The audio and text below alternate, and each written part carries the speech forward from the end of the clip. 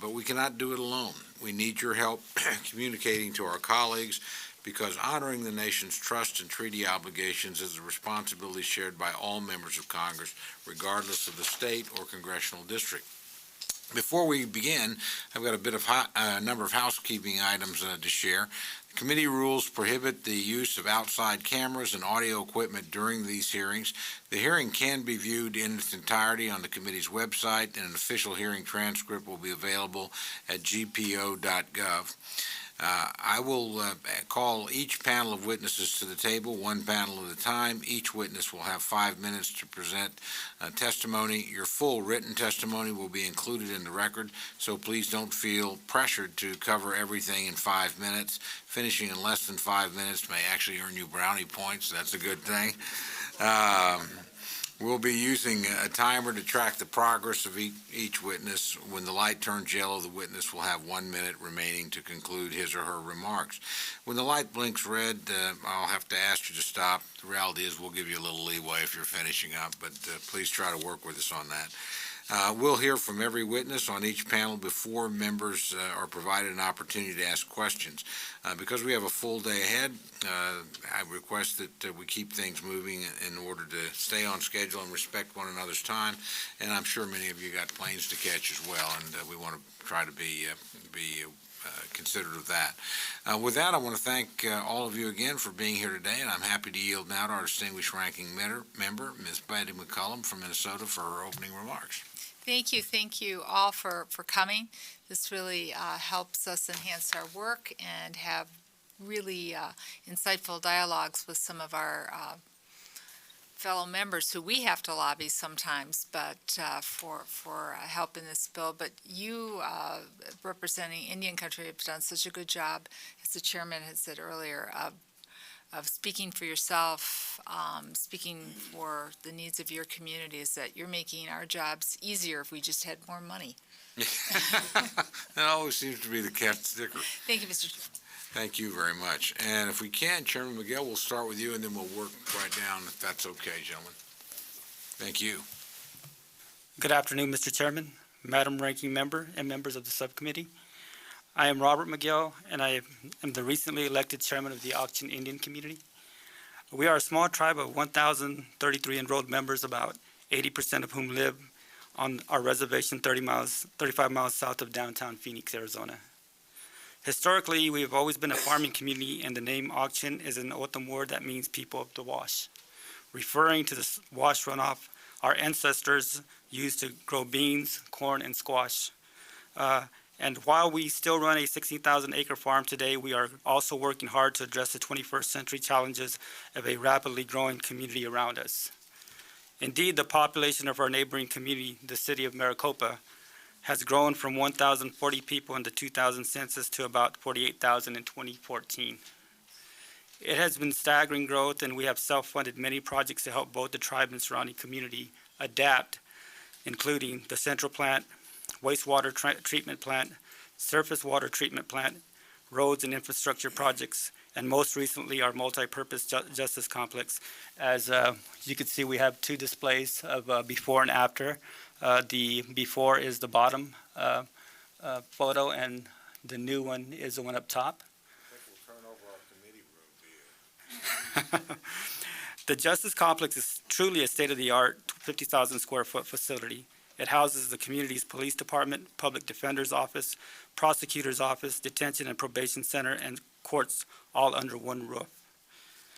As other leaders from my community have told this body in the past, we decided to fund this $18 million facility ourselves because the backlog in the BIA jail construction budget is so long that our grandchildren probably wouldn't even live to see it completed. Throughout the construction process, we worked in lockstep with the BIA to ensure the facility was being built in full compliance with all agency health and safety requirements. Compliance with these codes is the only requirement in the BIA regulations to be eligible for BIA operations and maintenance, or O&M funding. Following the grand opening of the Justice Complex in 2014, the facility was certified to be in full compliance with all BIA codes. However, our requests for O&M funding were consistently redirected to different BIA offices and officials. Eventually, we submitted a request for O&M funding under Public Law 638, only to get a rejection letter that stated we are not eligible for Public Law 638 funding because we were not already receiving funding for the facility. We later learned that the BIA is denying all Public Law 638 requests for new funding. Beyond the inherent unfairness in the notion that tribes can only be eligible for funding if they are currently receiving it, this practice presents some serious long-term policy challenges we hope this subcommittee will work to address. As the cost of aging infrastructure and growth in tribal communities continue to outpace federal appropriations, more and more tribes will be self-funding major government construction projects in the future. This will apply far beyond justice-related projects, but also to schools, roads, sewage plants, hospitals, and other infrastructure projects. If such tribes are going to be denied O&M funding outright, we have been, not only is the BIA penalizing tribes for taking on this substantial expense and responsibility, but it would also be a disincentive to following BIA health and safety codes in the construction process. Tribal innovation and self-reliance need to be embraced and encouraged by our federal partners, especially the BIA, and we hope this subcommittee will push the BIA in that direction. The BIA must look in consultation with tribal governments to develop a framework and policy that does not penalize tribes who decide to exercise their sovereignty by taking on costs of projects that should otherwise be a federal trust responsibility. We know our experience is not unique, and just as we hope that our justice complex will serve as an example for other tribes, we also hope our experience navigating a bureaucratic process with the BIA can improve that process for other tribes who face the same situation in the future. Thank you for holding this hearing to directly listen to the most pressing needs of tribes across the country. My community has high hopes that this committee will continue its good work to address the challenges tribes face and help shape the BIA into an agency that is more flexible and responsive to the ever-changing needs and capabilities of tribal governments. I thank you for your time. Thank you for your testimony. Now, Mr. Emanuel, we'll move to you.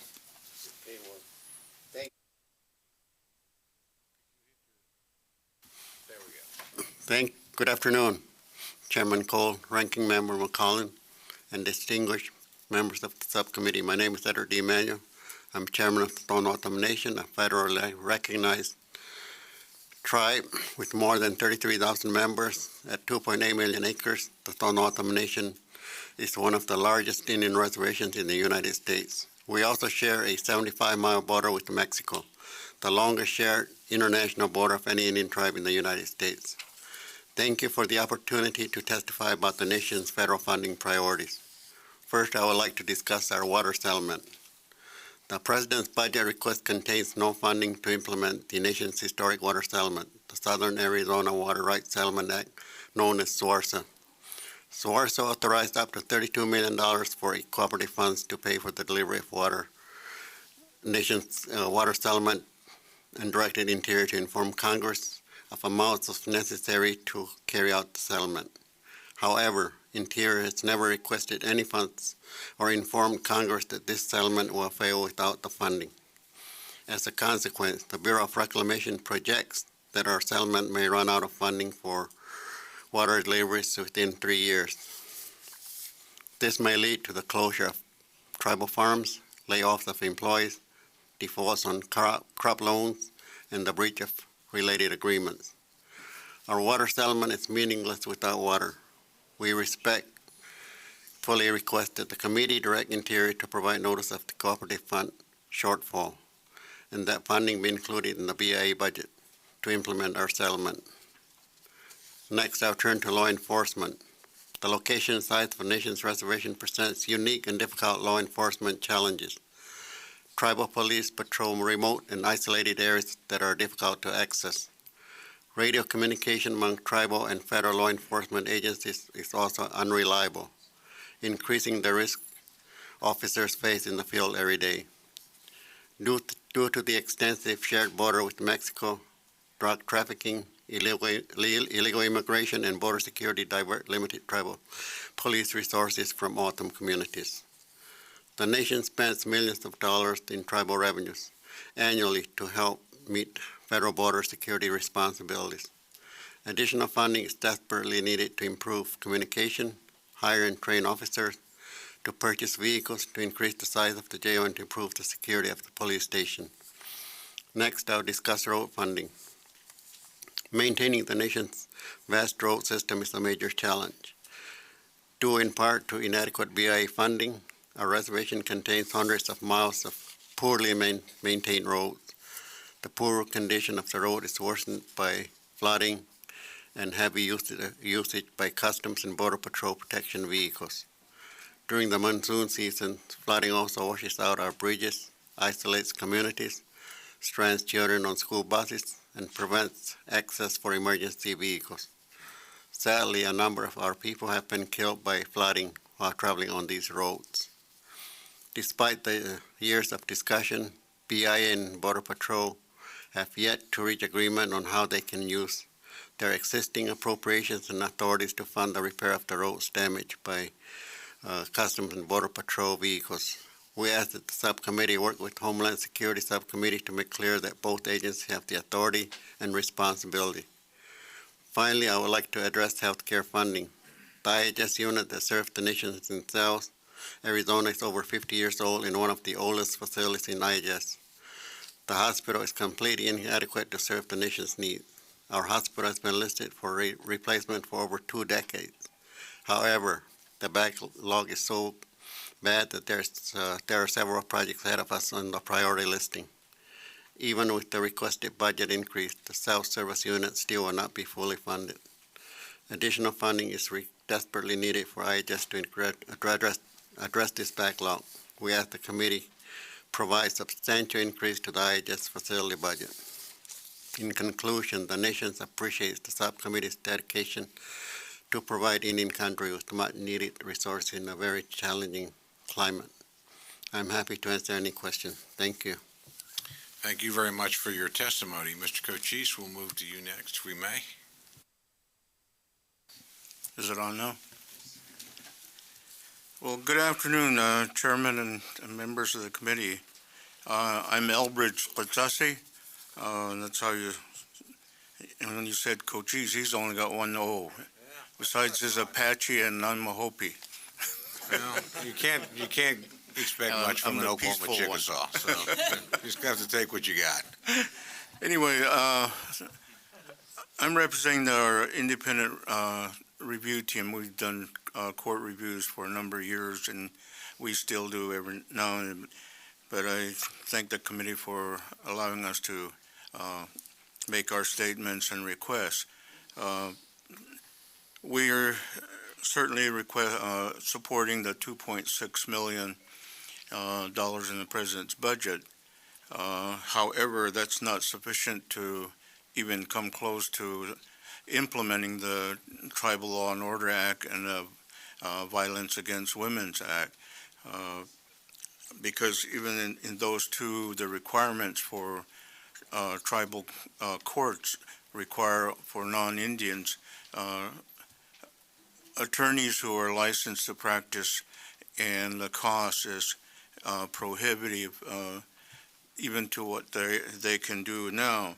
And certainly we're still requesting the increase of $58.4 million under Tribal Justice Act, which we pushed for years and you authorized, but there's never been any money allocated under that act. The problems our tribe courts are having is when you got the additional requirements, and then even for simple grants, we still have tribes not only here in what we call the lower 48 in Alaska have no access to the internet system, and all the grants, funding for reporting and getting require reporting and using the internet. And a big cost that some of our tribes are finding is to report under the SORNA, the fingerprinting and those things, because one machine costs $10,000, and that's usually more than a court has for anything. Even last year I sat on, for one court, pro temming, heard 14 jury trials, and it wiped out their budget because they just didn't have the budget to deal with it.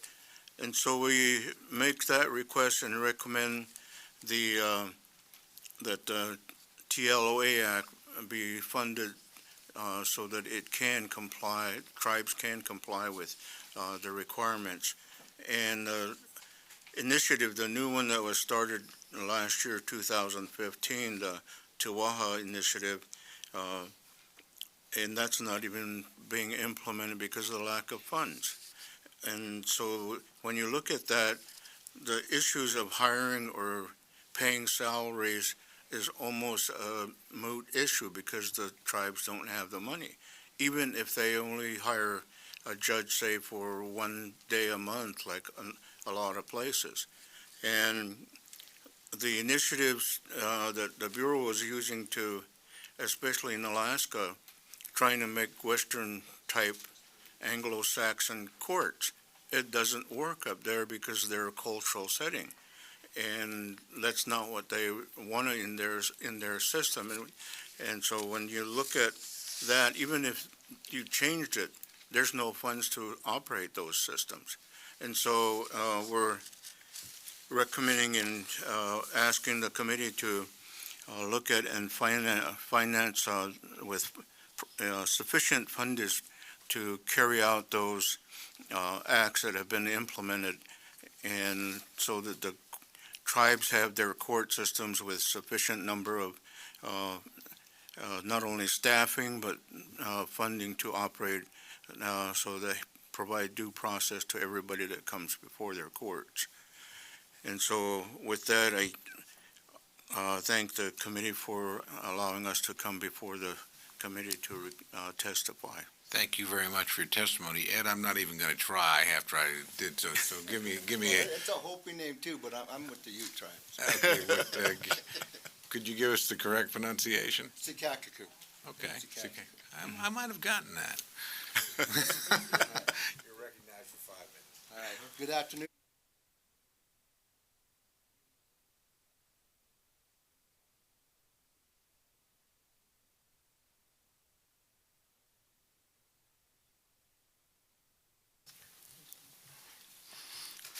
The Ute Indian Tribe respectfully requests the subcommittee to take action on 2 issues that are vital in Indian country.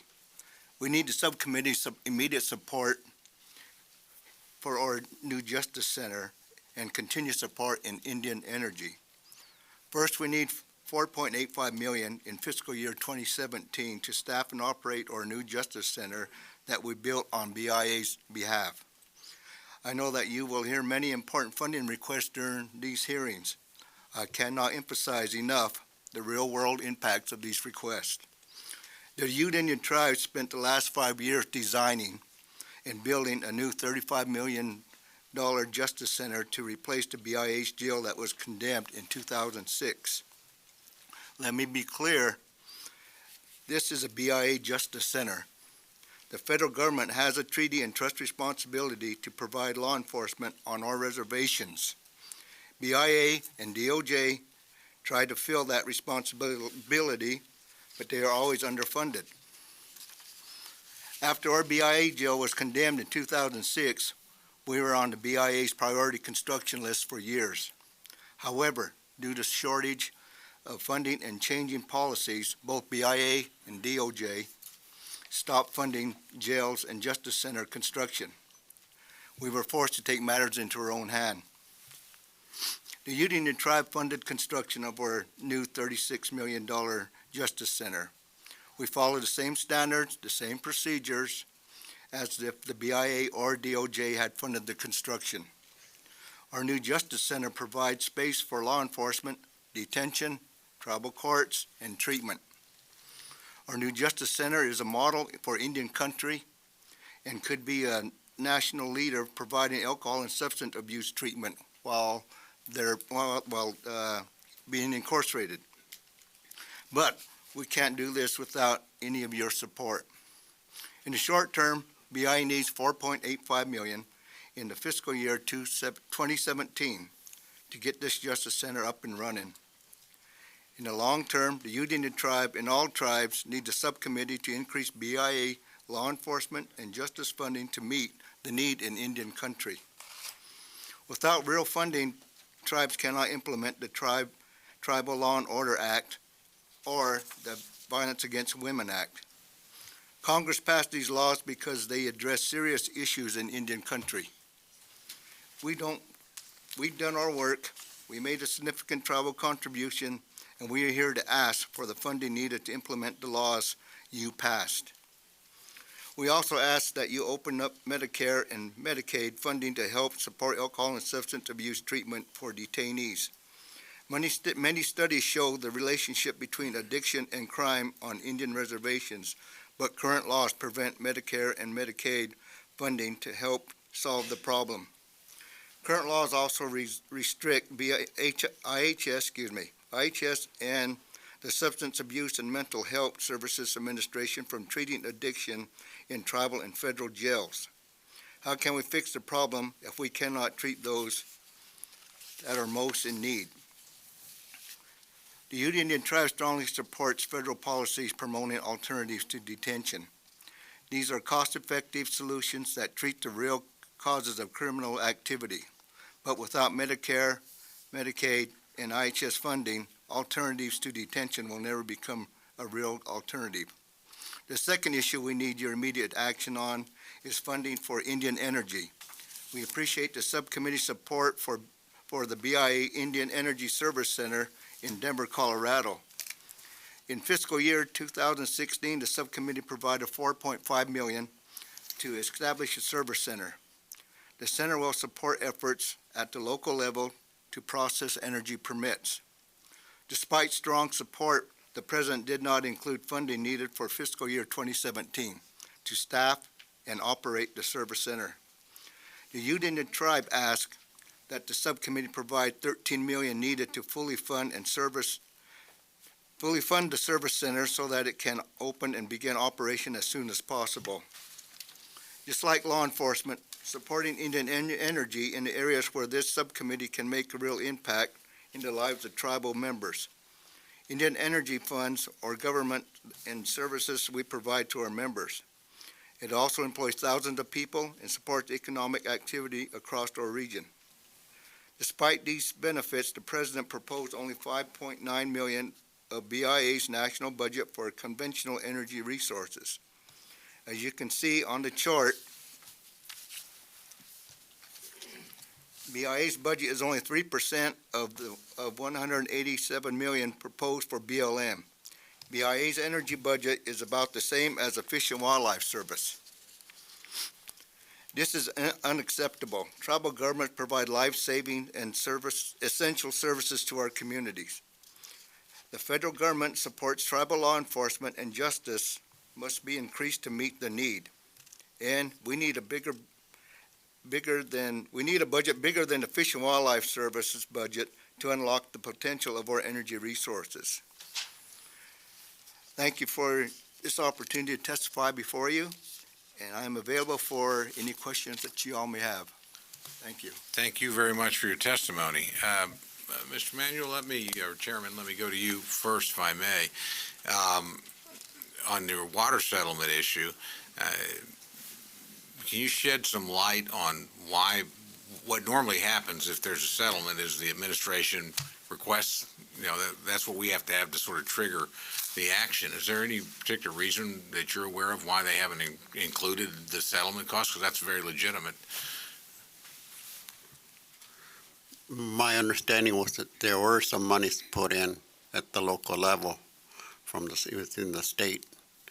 And so they're utilizing those monies. And their projections that BLM made was that it will last for quite some time. But they were estimating on the usage from the nation, how much water we're going to utilize of the 66,000 acres that we got. And at that time, we were only utilizing around 16,000 acres per year. So they estimated that it's going to take a long time before they run out of funding. Mm-hmm. but the nation came back and started utilizing, and they utilized 100% of the water. So when we increased the water usage, it increased the cost. So they came back and they estimated it's going to take about, run out of water by 2017 at the rate we're using the water, which is 100%. And so they started looking at other sources of funding as to how they can come up with the monies. And they're looking at using less water from the Colorado River, which is what we've done. We've had to cut down on the usage of our water because some of that water we also store because it's just running down the river and somebody else is using it. So we started to store it so we can get some credits on it. And that's one of the reasons why. So we had to reduce our storage to cut down our usage on the Colorado River. But still, we're still going to run out of water. So we've been asking the Bureau, why haven't you gone back and asked for that additional funding that's there? And it hasn't happened yet. We'll put an inquiry into that.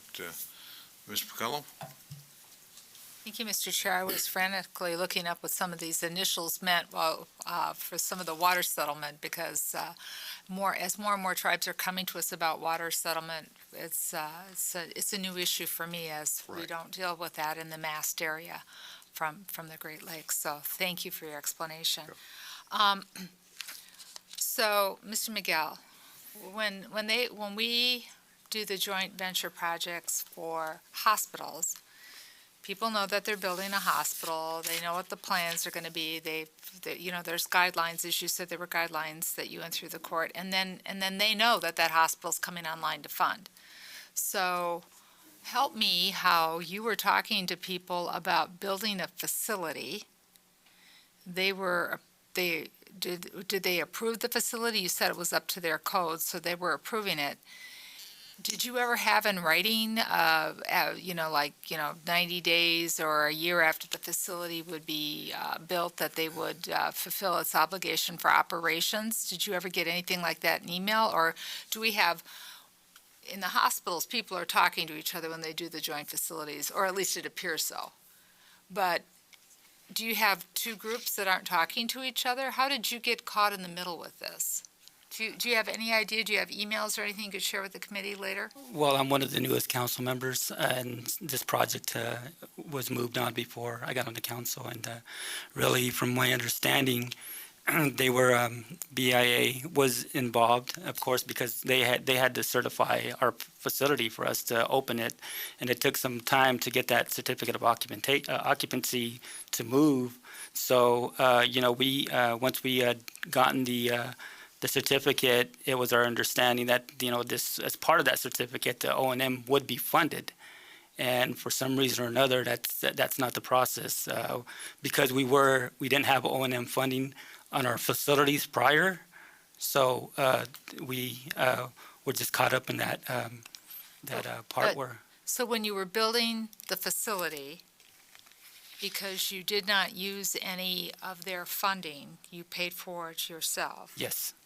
You didn't let them know you had built a new facility until after it was built and you asked for the occupancy, or were you having dialogues with them before with an expectation that once there was a new facility and it was up to code that they would fund the operation? Exactly, because we had to, because the codes that were involved, it would had to be up to BIA standards. So they were involved in the sense to where, we had to go by their guidelines and rules and regulations and what needed to be and how exactly it needed to be. So we were under the impression that that was part of the process. By being a part of that process, that we were going to be able to get O&M funding. But again, they reverted back to, because we weren't, we didn't have O&M funding prior to our other facilities, that wasn't going to be the case. Well, thank you, Mr. Chair. I think we need to figure out how the guidance and that works on that.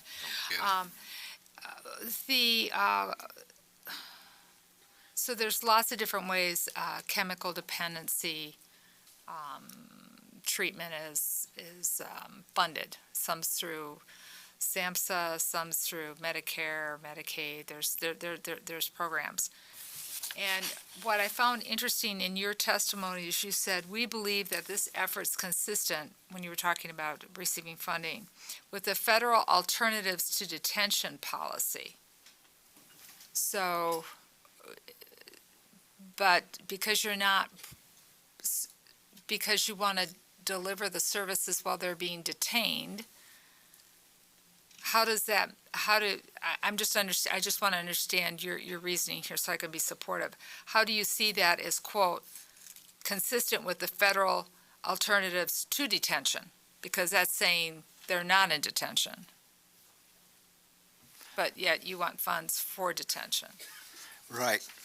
What that is, when we're looking at treatment, the use of other federal fundings does not allow for treatment while being incarcerated.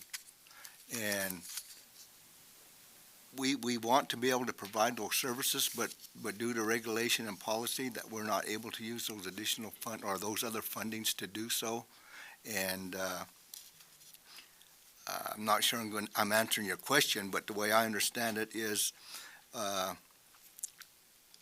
if you're incarcerated, you're not eligible to utilize Medicare, Medicaid, or those other fundings for treatment while you're being detained. And that's what I know about it. At least that's what I've been told about it. I'm sorry. Well, Mr. Chair, the reason why I asked the question is, it says, "We believe that this effort is consistent with the federal alternatives to detention." So do you have other alternatives besides detention that you offer that you're able to draw down the funds, or are you not able to do the funds?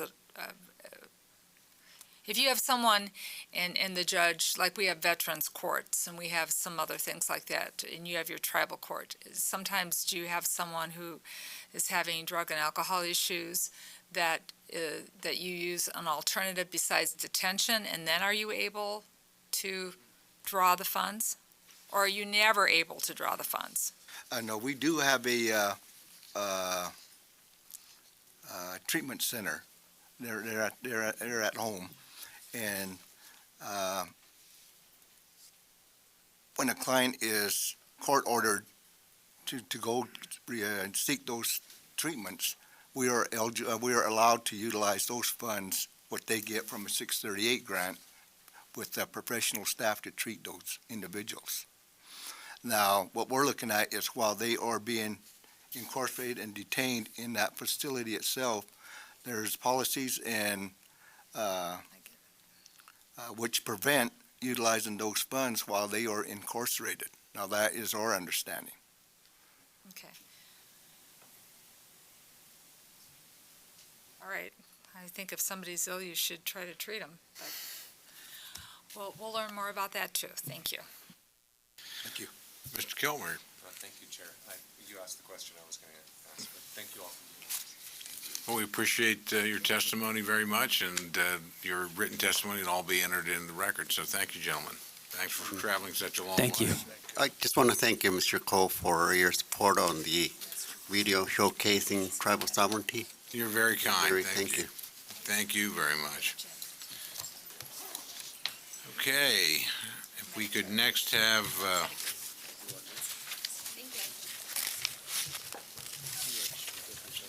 on there.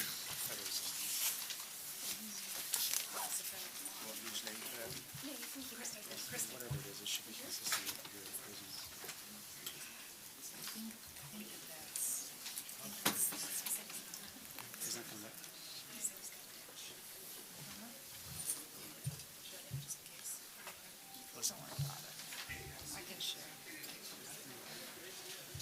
So the counties always come in and say that they want Medicare funding for things. So there's just a total application for all of us. That they can't use Medicare funds for people for other things. I didn't know if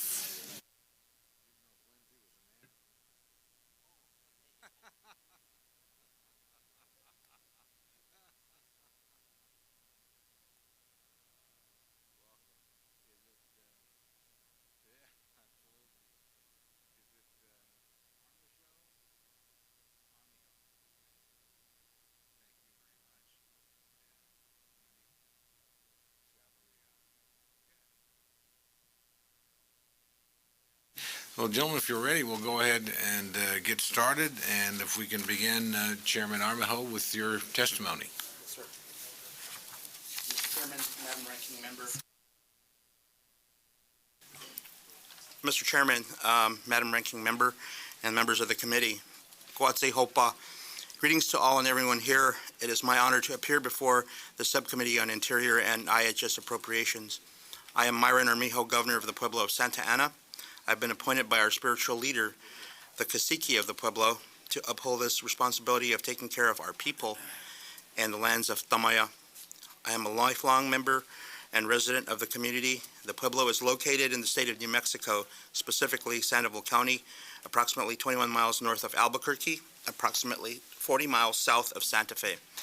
The Pueblo of Santa Ana enrollment as of December 31st, 2015 is 873 tribal members. I'm here to testify on behalf of my Pueblo regarding their health care needs. The federal government has entrusted the Indian Healthcare Service with the responsibility of providing the highest possible health care for our tribal people.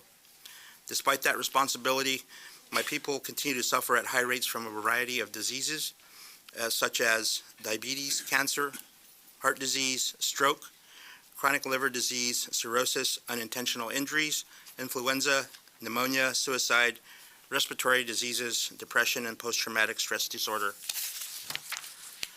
I'm going to go to seniors and adult daycare. Our seniors are living a lot longer life, requiring more health care and services.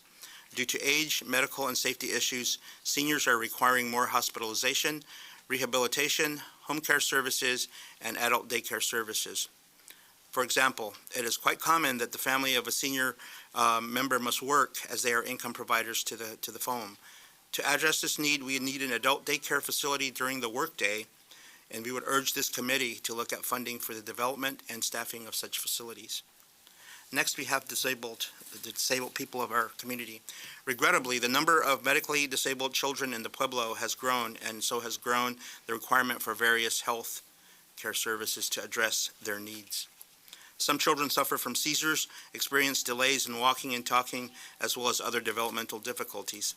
And we're seeing more heart problems and too many premature births. Moving on to behavioral health and mental health. The need for services with regard to behavioral health and mental health is paramount. Tribal members suffer from alcoholism and substance abuse, leading to other problems such as unemployment, poverty, mental illness, liver disease, unintentional injuries, suicide, and family neglect. Mental health issues within the community include unhealthy family situations, neglected children, adolescent depression, suicide, bullying, peer pressure, and among adolescents and seniors, cyberbullying, and other mental illnesses. Santa Ana urges the subcommittee to support increased funding for inpatient treatment, outpatient services, counseling, therapy, support groups, and prevention, as well as for more staff and staff training. Let's move on to the Indian Health Service. Once again, we call for more dollars to provide the best health care for the Native American people. Because of the lack of funding, the people suffer, and there have been instances within our Pueblo where patients with orthopedic problems have had to wait for up to 1 to 2 years for referrals to see specialty care physicians for examination, MRIs, and surgeries. In the meantime, the patient has to suffer with the pain, which may include taking pain medication on top of their regular medication regimen. Many other tribal members have complained of the long wait for referrals. Let's move on to the IHS Albuquerque Service Unit. Funding continues to be an issue for this office. Increased funding would facilitate the improvement of access to quality health care. The facility in Albuquerque, the Albuquerque Indian Health Center, constructed in 1934, remains the seat of health care for tribes within this service unit. The pueblos of Zia, Santa Ana, Sandia, Isleta, and the community of Alamo. Although renovated throughout the years, the building is now obsolete. Rather than piecemeal renovations, the patients would be best served by a new facility to include attendant infrastructure. Let's go on to recruitment and compensation. It is the Pueblo's opinion that the current advertised wages for the Albuquerque Indian Health Center's vacancies is a detriment to recruiting and hiring well-qualified providers. Although Albuquerque is New Mexico's largest city, with plenty to offer its residents, Providers do not remain with Albuquerque Indian Health Center very long due to below competitive market compensation. Vacancies that have not been filled are Director of Nursing, Physician Assistants, Billing and Patient Referred Care Technicians, RNs, Registered Nurses, and Pharmacists.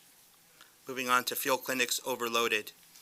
Due to ever-increasing amount of urban Indians utilizing the Albuquerque Indian Health Center, the field clinics of Santa Ana and Zia are now receiving overflow patients, thus making it more difficult for the tribal members to be seen at their own clinic.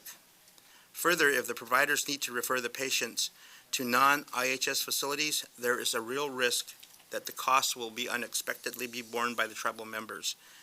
Another cause for unlimited funding for PRC funds, which should be dedicated to tribal members of the service unit, is the utilization by the urban Indian population.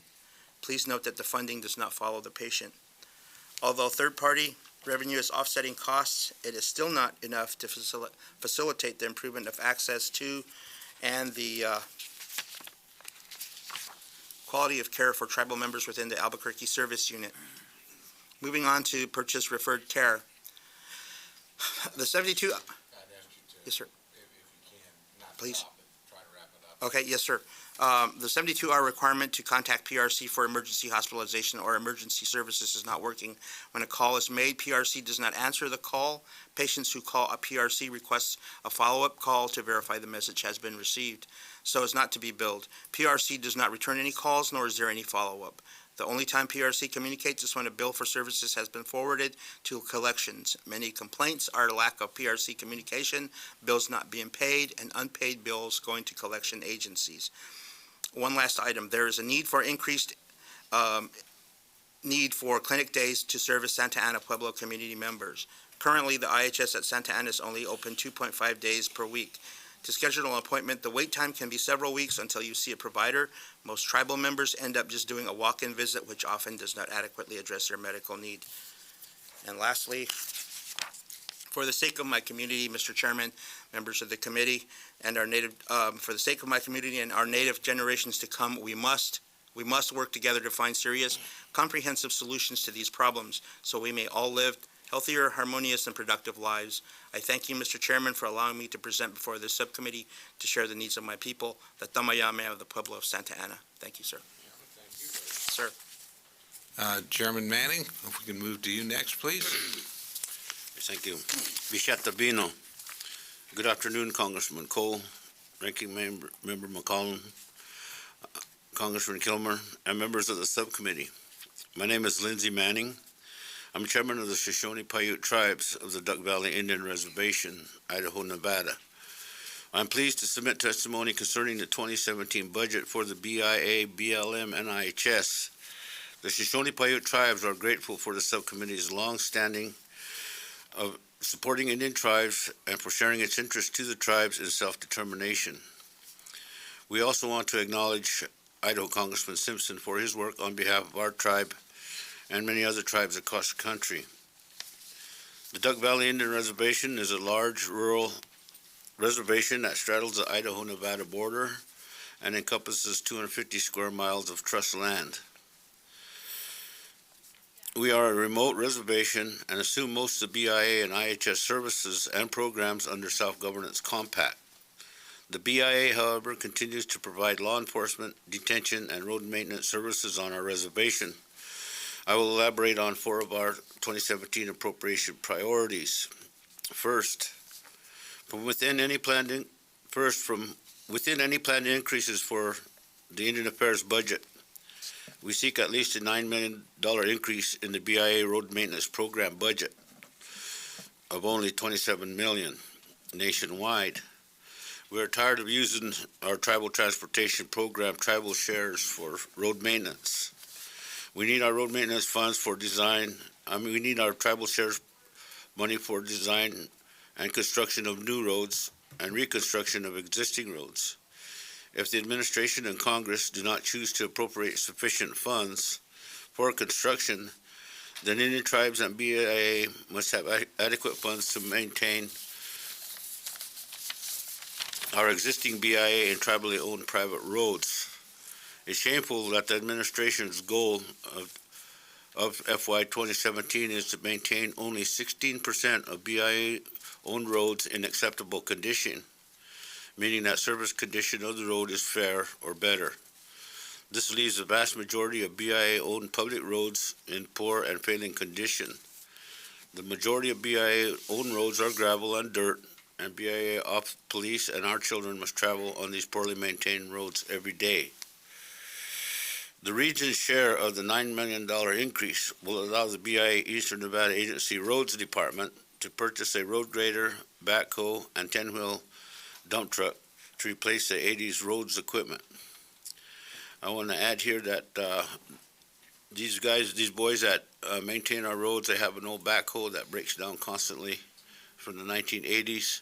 They're embarrassed to take it to the shop. They said they're embarrassed to keep it going, and sometimes when they have to go procure parts, they rather than go through the processes of procurement with the Bureau, they go in and buy it. They write a check out of their own pocket and go in and buy a pressure hose or high pressure hose and put it on or whatever is needed to keep that backhoe running. This last winter, the blade broke down, and the tribe has a blade, and they wanted to use our blade, and we said fine, but the Bureau agency superintendent said no, fix ours. So their blade sat there for a long time, and it should have been used in snow removal, and they don't even have a dump truck.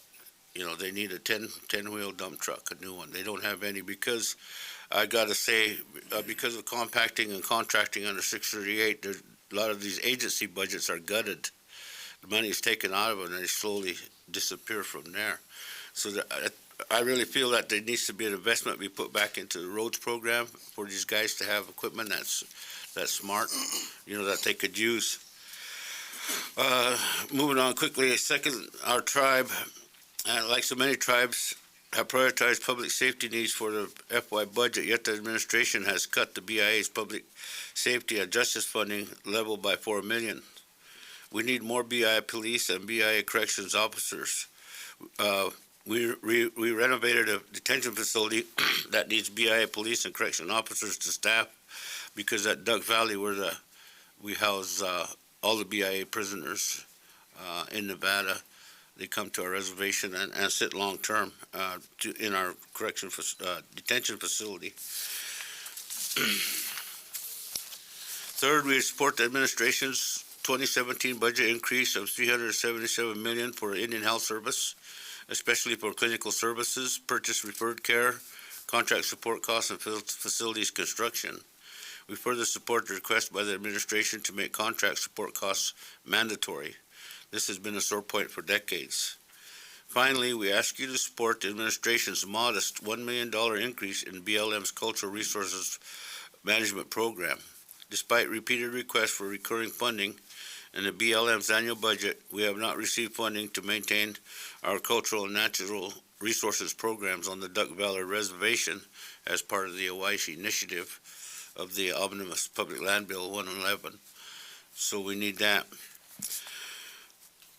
These programs put members to work and help us pass on our cultural history and values to our youth and the general public. We protect cultural resources that are lasting in the West.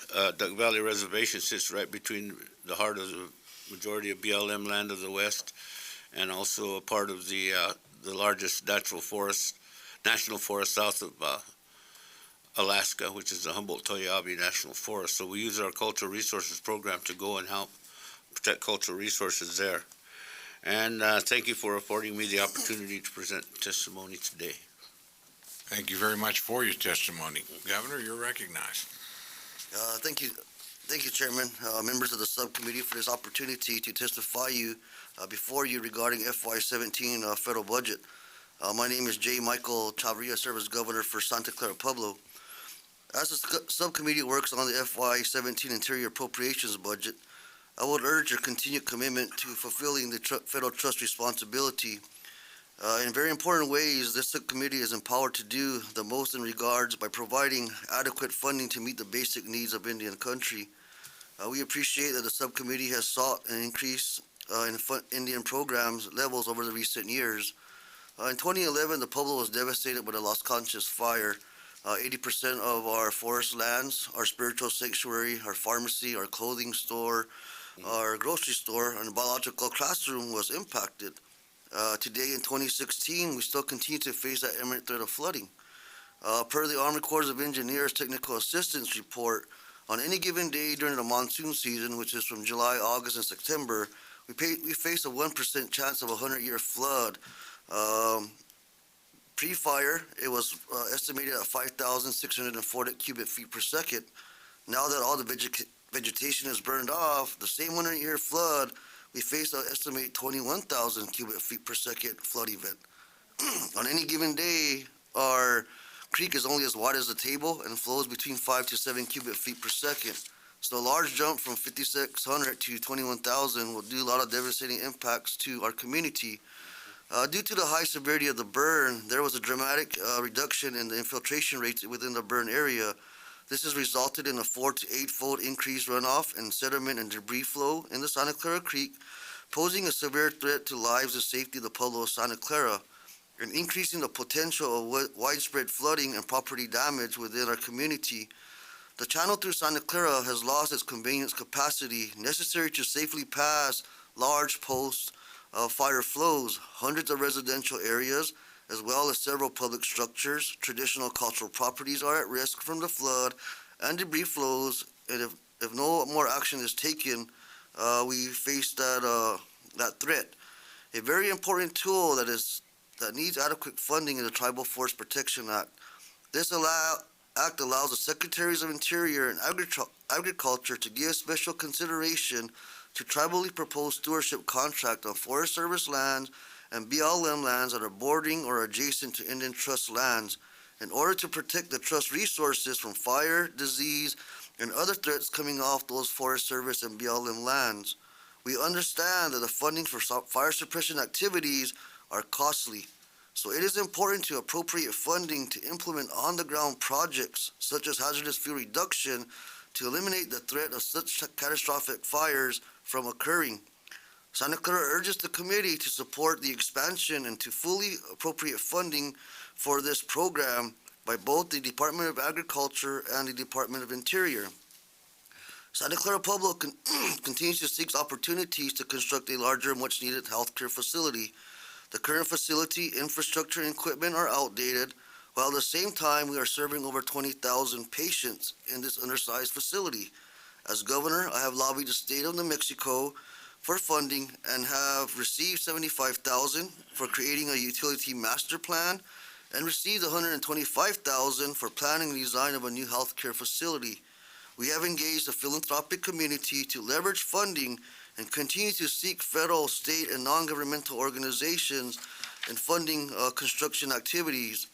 Section 305 of the Indian Healthcare Improvement Act, 25 U.S.C. 1624, authorizes the Indian Health Service to accept major renovations and modernization of Indian health facilities or other healthcare facilities operated by a tribe, and requires the IHS to place that facility on a separate priority list to address the needs of a new facility for personnel and equipment.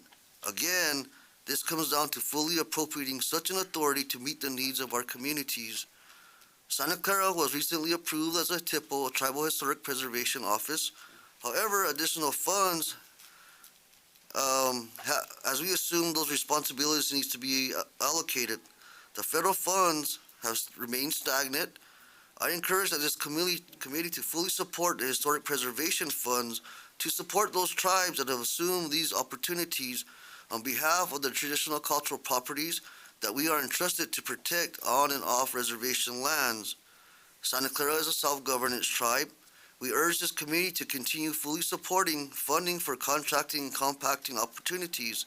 Self-governance allows the Pueblo to redesign those programs, services, functions, and activities to better fit the needs of our people, our lands, and our resources. It is another opportunity for management and to control our destiny. However, full funding levels are important to continue implementation. The EPA Indian General Assistance Program budget for funds needs to be maintained. It addresses underground storage tanks, illegal dumping, recycling, and other issues. And so we rely on these funding for our core programs, and we strongly urge you to protect GAP from any cuts and indeed to increase funding into the future. As the events in Flint, Michigan demonstrates local water systems need technical support to protect the health of its community users. EPA drinking water technical assistance programs are an effective tool to help local tribal systems operate safely, develop plans, and train personnel so that these worst-case scenarios can be avoided. Again, in conclusion, in our lifetime, we will never see our traditional or spiritual sanctuary, our Archaean as we have known it to be. It will take generations for our community and our lands to recover from the devastation of these fires, but this is our only homeland. It is the place we have been entrusted since time immemorial. While we intend to devote the resources we can to the healing of our land and the protection of our community, we do not have enough resources. I still haven't found the goose that lays the golden egg or the tree that grows money, and so we have to work together in partnership and collaboration. And we, in this hour, turn to the need of the federal trustee and ask for your sustained assistance in addressing the many issues and the remediations and mitigations of our sacred homeland. At the same time, we ask Congress not to reduce funding for critical EPA programs like the GAP Fund, as these programs make a significant impact at the local level, and we ask your support as we seek to invest in our healthcare system in partnership with the Indian Health Service. So thank you for the time and opportunity. Thank you very much, and I'm sure my colleagues would agree. We had testimony yesterday, we had testimony all day today, and it's helpful, but it is amazing how often we hear the same concerns. And by the way, if you find that goose or that tree, let us know. We'll go look for it with you. These are pressing and real problems, and these are all legitimate concerns. The only thing I can tell you is this committee has worked really hard in a bipartisan sense over the last several years to try and push the funding levels up. And sadly, you can't make up in a few years for what is really many decades of neglect, lack of infrastructure, lack of investment, no question about that. But I think every year for the last 5 or 6 years, both the BIA and Indian Health and overall what I'd call Native American, Alaska Native funding has been the biggest area of increase, even when the budget overall was flat, which means we were sort of taking money from other places because we think this is the most important area of our responsibility and jurisdiction. We're probably going to have a flat top line again, would be my guess. We don't have our allocations yet. So we don't know how much money we're going to be in charge of spending. It'll probably be about another month before we know that, I would think, maybe less. You would know better than I would. Well, I'm telling you, I don't know, and I've got a committee that I'm in charge of, and I haven't been given a number yet. So I'm sure my friend Mr. Calvert, who chairs this committee, hasn't either. But you know what I will tell you is, again, these things are priorities to us, and so we'll be trying to figure out ways that we can keep building on the progress of recent years, recognizing that it's not where it needs to be. We agree. The young lady from Minnesota. Thank you. I was at the Albuquerque Hospital back a while ago, and they weren't doing births there because they were losing mothers and children. And so that's all scheduled cesareans, which is kind of good news because there's more babies being born healthy and safer deliveries. At the same time, cesareans isn't necessarily something that the Medical Association recommends. So it's kind of a cutting-edge sword, but how far people have to drive, you can understand why it's scheduled.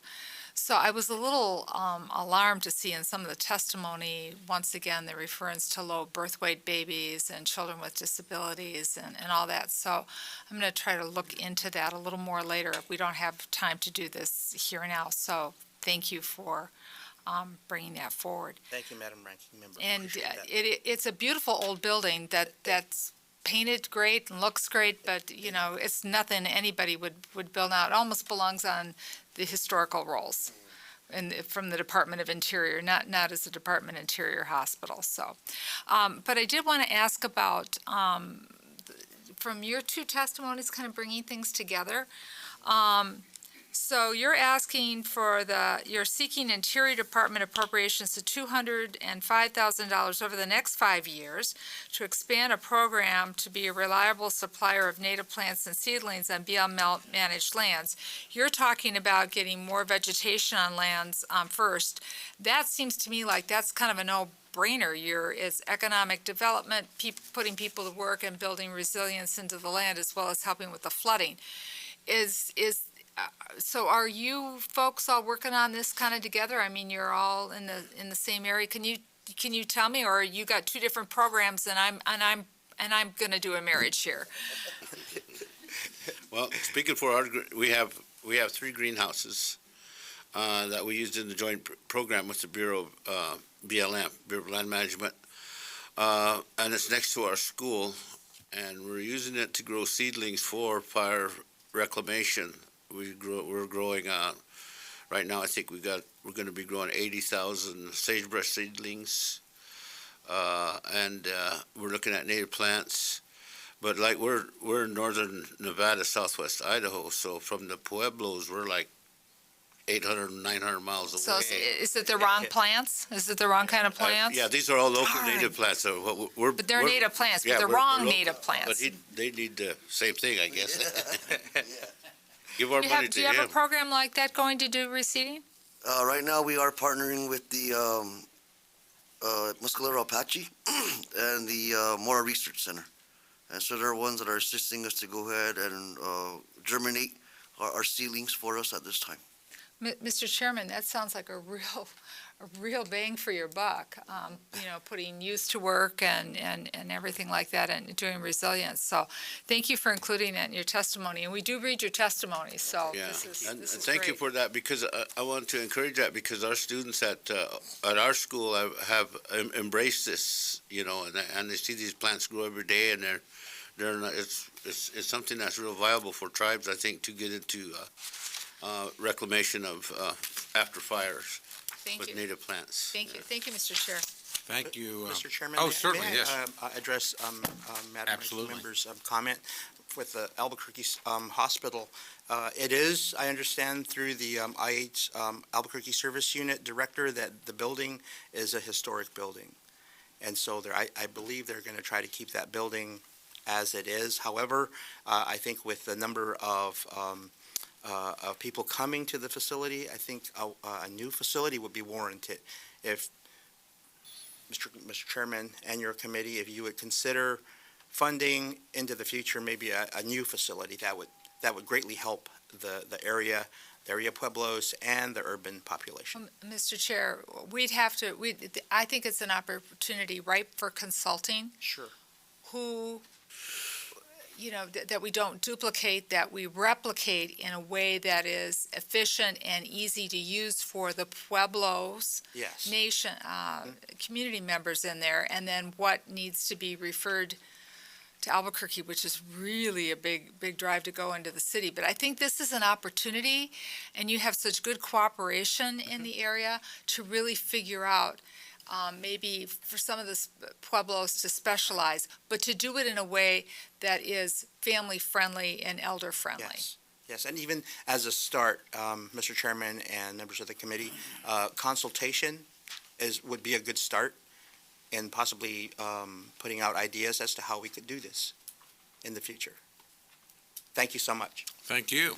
Again, thank you, Chairman? gentlemen. Yes. I'd just like to say we go back to our core values. Everything revolves around our native language, which is Tewa. Incorporating these valuable lessons with our elders and our children is important to understand how we live off the land, how we utilize those resources. Comes back to our common cores of loving, caring, respecting, and understanding.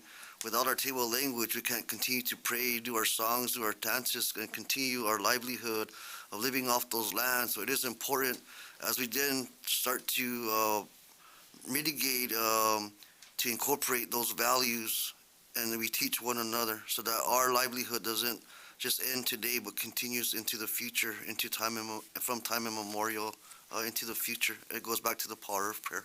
But thank you again, Chairman, members of the committee, for Yeah. allowing us to be here. Thank you very much. It's great to have your testimony. Thank you. Thank you for coming all this way. If we can, boy, the Navajos are here in force. Because they're always everywhere in force.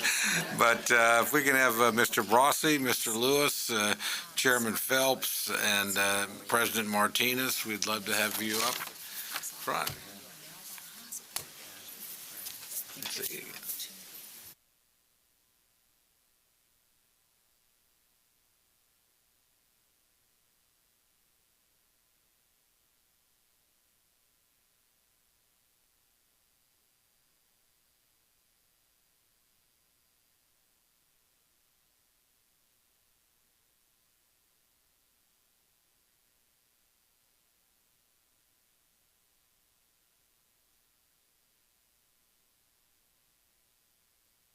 Well, gentlemen, it's wonderful to have you here. And again, I know many members of this committee not too long ago had the opportunity to visit your reservation. Thank you so much for the hospitality that was extended to the committee and a really informative discussion and tour. We're all very grateful for that and learned a lot on the trip.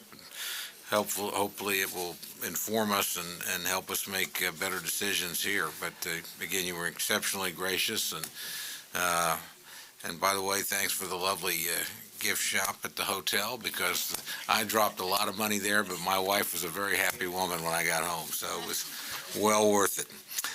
If we could, Mr. Brossi, we'll start with you and then work right down the line. But again, welcome, and you have recognized for 5 minutes.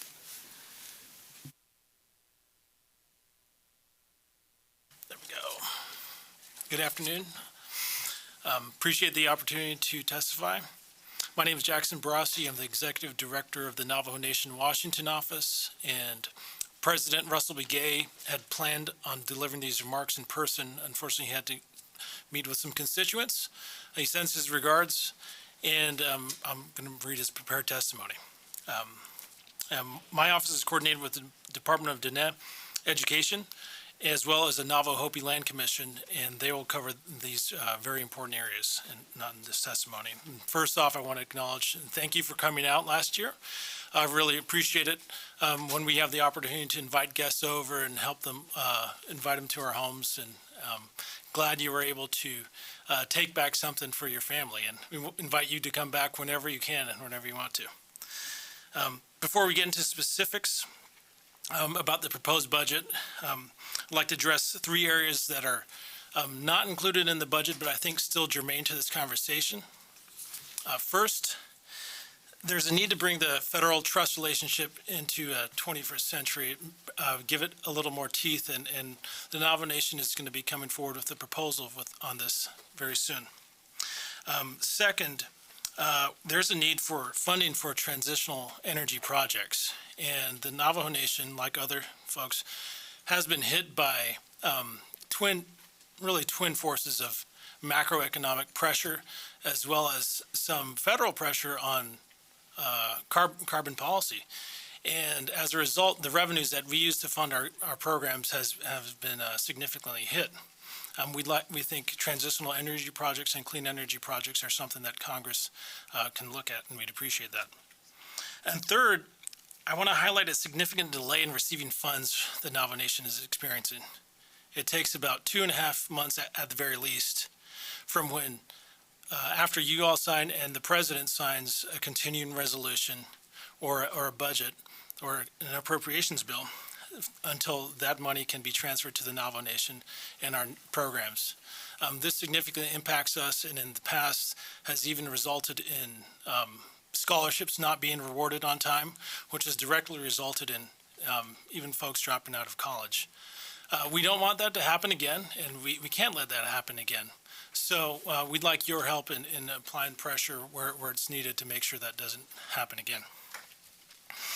With that background, you all know about the Navajo Nation site. It's 17.2 million acres.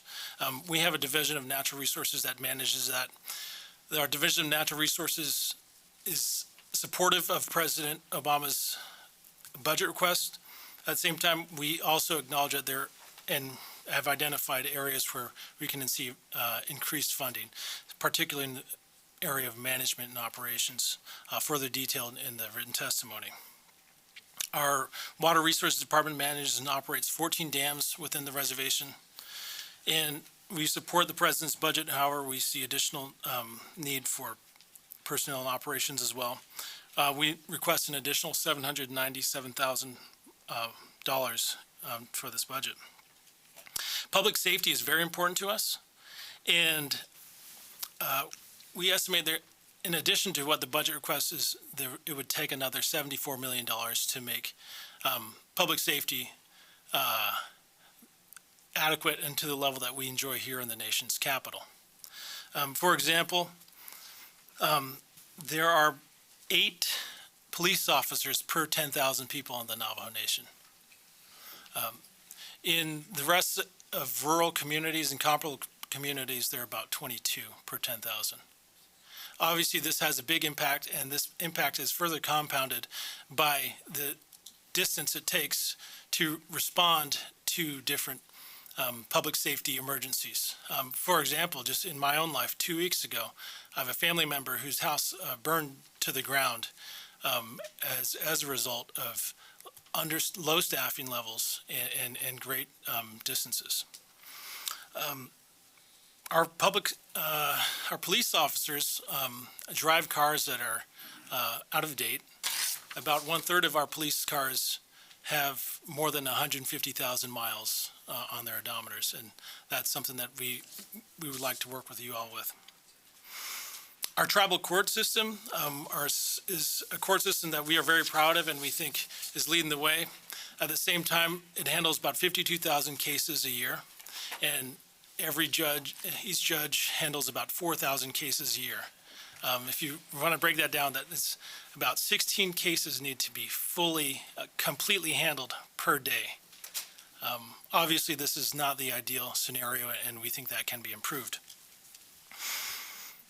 Our human services division requested an increase of $2.4 million. We're concerned with the downward trend of welfare assistance in the latest budget, and my written testimony provides additional details on this. But just wanted to highlight that we have a housing program that had 954 applicants. Of those applicants, only 8 people received homes, so that's an acceptance rate of 0.8%, less than 1%.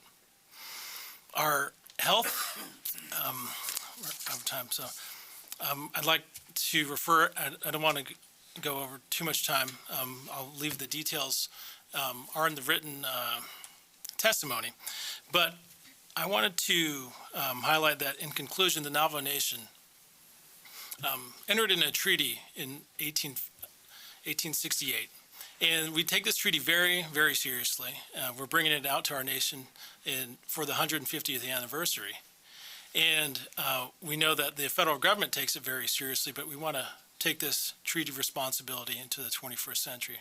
So thank you for working with us, and thank you for coming out. Well, thank you again for the hospitality and the invitation, and I look forward with a great deal of anticipation to this proposal about updating and modernizing sovereignty. I think there'll be a lot of interest in that throughout Indian country, certainly by this committee. With that, Superintendent Lewis, good to see you again, and you're recognized for 5 minutes. Great to have you here. Thank you very much. Representative Cole, Ranking Member McCulling, and honorable members of the committee. Thank you for the opportunity to testify before the Department of Diné Education. My name is Tommy Lewis, and I am Superintendent of Schools on the Navajo Nation. I represent a tribal education department that has a major responsibility to ensure student success is a priority.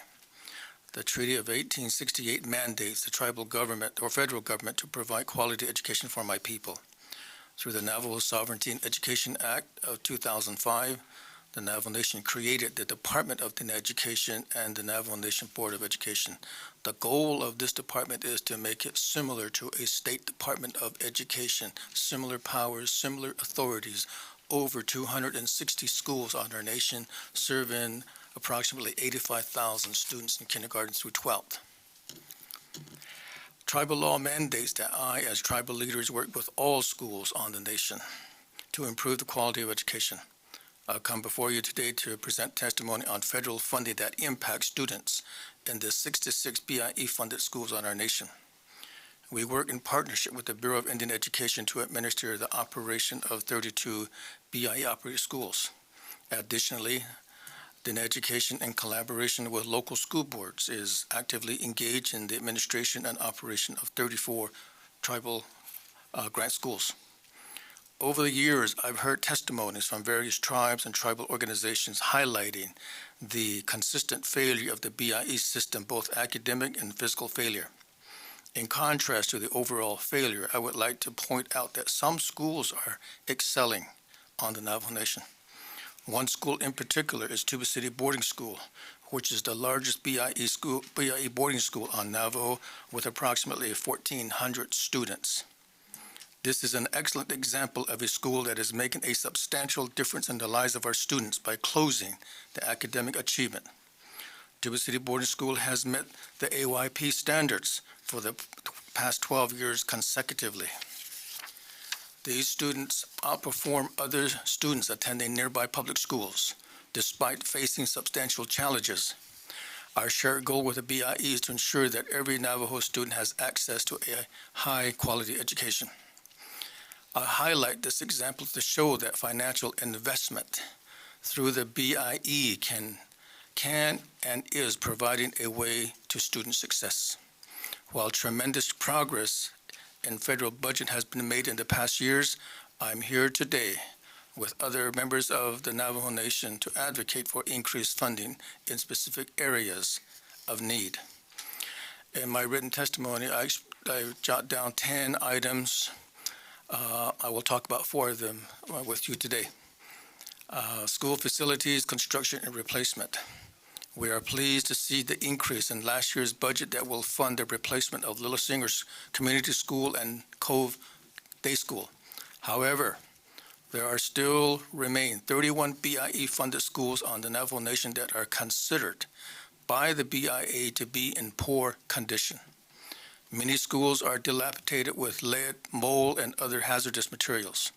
As you heard on Wednesday from the GAO, student safety and health is a concern that is currently being neglected by the BIA. We support this request for $138.3 million, but it is obvious that more is needed to address these problems. On student transportation, we support the request for $57.3 million to fund essential school transportation and urge Congress to continue to invest in the improvement of school bus routes. Students on the Navajo Nation endure long distance simply to get to school.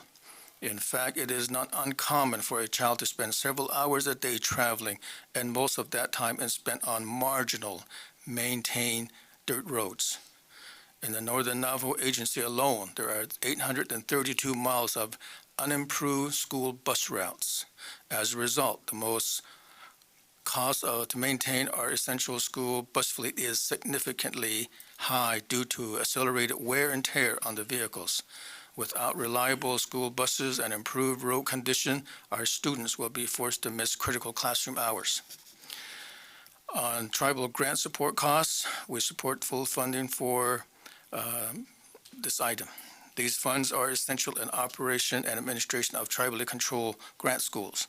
In previous years, the appropriate funding level met less than 60% of the need. As a result, schools are required to reduce staff that dangerously hinders the operation. My colleagues are here to speak to the importance of this funding in their testimonies later on. On the Indian Education Equalization Program, ISEP, otherwise known as ISEP, is the core funding account for education residential programs at BIE-funded schools. ISEP funds are used for instructional programs, residential programs, salaries of teachers, teacher aides, principals, and other administrators. By increasing these core budget items, students will ultimately benefit with qualified staff and services. In conclusion, as stated in the Navajo Sovereignty and Education Act 2015, it is the educational mission of the Navajo Nation to promote and foster lifelong learning for the Navajo people and to protect the cultural integrity and sovereignty of the Navajo Nation. The Navajo Nation, through the Department of Education, Navajo Board of Education, and its partners, will continue to move forward with achieving this goal. We appreciate this opportunity to highlight the budgetary deficiencies affecting our classrooms. Thank you very much for your time. Thank you very much for your testimony. If we could, next we'll go to Chairman Phelps. Good afternoon, Congressman Cole, Mr. Benjamin, Ranking Member McCollum. Good afternoon. Thank you for the opportunity to testify on behalf of the Navajo Hopi Land Commission of the 23rd Navajo Nation Council. My name is Walter Phelps, Chairman of the Navajo Hopi Land Commission. On behalf of the Commission, again, I thank you, appreciate the time that you spent with us on Navajo a year ago to witness the devastating effects of the relocation. It's been over 40 years since the Act, the Navajo Hopi Land Settlement Act of 1974, that left the Navajo Nation with a population of relocatees, many who still are waiting for their benefits, others that are still struggling outside of the jurisdiction of Navajo Nation, and also about 1.5 million acres of former Bennett Freeze area that is economically depressed. Recently, the Interior issued 2 reports, one in November 2014, another one just last month, the OIG reports. And in those 2 reports, they identified 2 reasons for the delay in getting the relocations completed. First is Office of Navajo Hopi Relocation, is the failure to complete eligibility determinations, and then second is the complicated and lengthy administrative appeals process. So ONER routinely denies applications with subsequent court decisions, administrative review, that have determined that should have been granted afterwards. The appeals process is costly for both the agency and the nation, who has fully funded the Navajo Hopi Legal Services Program.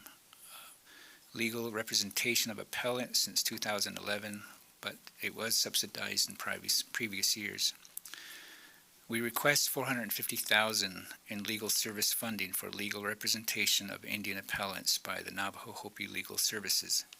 We have continued to provide these services in the absence of funding from ONER. We would also request report language that prohibits ONER from imposing restrictions on the use of the funds by Navajo Hopi Legal Services. Procedural due process issues have also arisen in recent times. In addition, ONER has also enacted new policies that heighten the burden of proof at eligibility hearings. This requires law-trained attorneys providing advice at all stages of the appeal, not the tribal court advocate, which ONER has provided funding for. ONER's routine denials of applications and reliance on the adversarial process have increasingly diverted funds away from building homes for certified applicants. There are about 96 certified applicants and approximately 200 pending administration appeals. The Navajo Nation is in no way assured that ONER can accomplish all the closeout and transition within the next 28 months. We request the subcommittee to include report language that would require ONER to complete a comprehensive assessment of ongoing duties, necessary closing and transition activities, and then develop a transition plan with feasible timelines and costs in consultation with Navajo Nation. With appropriate oversight by this committee and full funding, ONER should be able to accomplish a timely and comprehensive transition. With regard to the Bennett Freeze, we request the subcommittee allocate $20 million for housing and related improvements in the Bennett Freeze area to help meet the critical needs of the people living in the freeze, including housing, safe drinking water, electricity, emergency response services, telecommunications, infrastructure, and community facilities. We urge this committee to support incentives to encourage private sector investment in the Bennett Freeze area and with relocation impacted areas by permitting regulatory relief for the limited purposes of renewable energy, housing, public community facilities, infrastructure development. It is hoped that by streamlining the regulatory process, development in these areas will be spurred because federal, tribal, and private dollars can be stretched further. We request the increased funding for FY16. We appreciate the increased funding in FY16, but we'd also like that to be continued for FY17. We are not assured that the level of funding contained in the President's budget will adequately address the structural problems in the New Lands communities in 2017. The major legal struggles between the nation and the Hopi tribe are largely over, but there remain significant humanitarian issues resulting from federal relocation policy. The Land Commission is committed to working with you to find ways to bring about an end to the relocation era in an efficient, effective, and compassionate manner. Thank you. Thank you very much for your testimony. And as you know, we've spent a considerable amount of time trying to learn about this issue, and we appreciate the input. If we can, Mr. Martinez, we'll move to you. Okay, thank you. Mr. Cole, Ranking Member McCollum, members of the subcommittee. My name is David Martinez. I'm the president of the Raymond Navajo School Board. My community is away from the main Navajo tribe. We're geographically separate. So some of the issues I'm bringing before you today aren't really normally under education.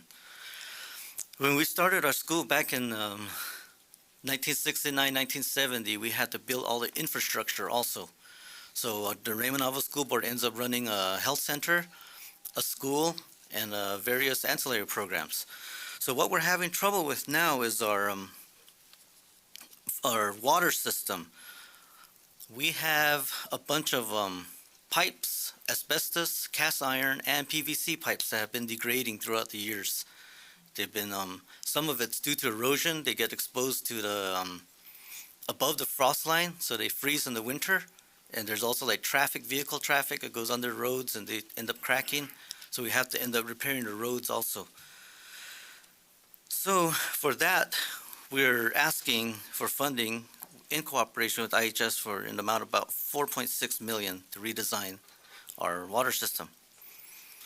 Our main largest expense would be to asking for $13 million to connect the Raymond Navajo School Board's water system to the Gallup Junction lateral waterline project, which is being done in conjunction with the U.S. Department of Interior. I believe they're headed down from Gallup to, I think it terminates in Bread Springs, which is about 43 miles from our location.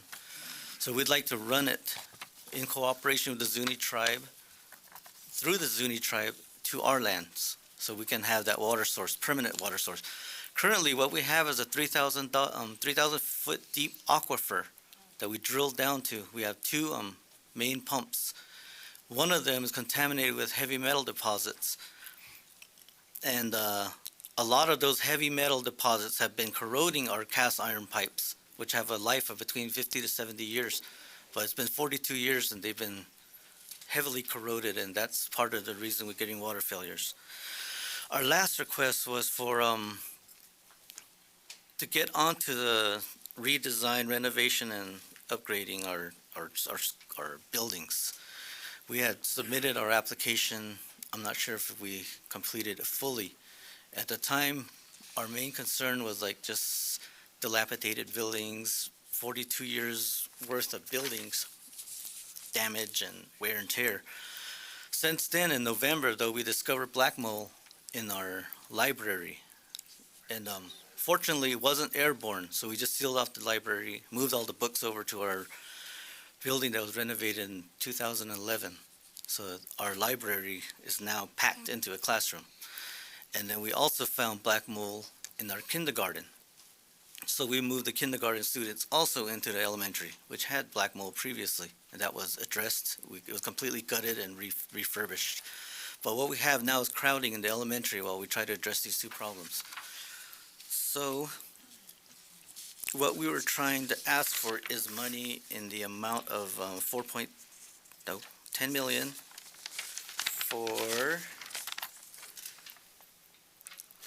to get onto the select replacement school construction list, or $10 million to replace it outright on our own through contracts for the library and for the kindergarten building, which are currently unoccupied. And I'd like to thank you for your time, committee. Thank you for finishing ahead of time. You're a very rare witness. If we can, Mr. Phelps, let me start with you, because this is an area where we've put additional resources and are trying to get to the right place. When did ONAR last provide funding for the Navajo Legal Services? 2011. So it's not been that long. And why did you stop providing the funding? That I don't know. We've been funding it 100% since then. Okay, and has Navajo Legal Services been able to keep up with the faster pace that the additional money has meant, as hopefully we're bringing these cases to conclusion a little bit quicker than we used to? Well, I think the appeals process, is very unpredictable, and even after O'Neill closes, we know that we're going to still have to deal with 6 years of those that need to be appealed, and there's time that will still need to play itself out. But as far as projecting how many will actually be done and appealed, I think O'Neill, based on the last report by OIG, what they said is they've already scheduled all the appeals out. So I guess that's good. That's good that they've planned it out. But what happens as to each appeal, we don't know. Well, we don't either, obviously, and we were wrestling with that very issue in this committee not too long ago, trying to figure out exactly who would be obligated to take care of a settlement or an appeal after ONAR was phased out, because hopefully the project's all been completed at some point. But you're satisfied that the legal services end of it has been able to keep up. It's just the unpredictability of the process itself. I believe so, yes. Okay. I think there's a need for a little higher level of expertise, though, because I think what they're funding is just a court advocate. Okay. Yeah. Very good. Thank you very much. Very helpful. Ms. McCollum? No, this was all good. Thank you for bringing to light the schools, and the full testimony that you two gentlemen had is absolutely fabulous. So we broke everything down. So thank you. It's very succinct. Thank you. Well, gentlemen, thank you very much for the testimony. Thank you for traveling all this distance. It's very helpful to us. And again, once more, thank you so much for the hospitality when we had the opportunity to visit. It was truly a splendid trip for all of us. Thank you. Okay, if we could, we'll move to our last panel. Ms. Blue Eyes, Ms. Ness, Mr. Chavez, and is it Ms. Acuna? No problem.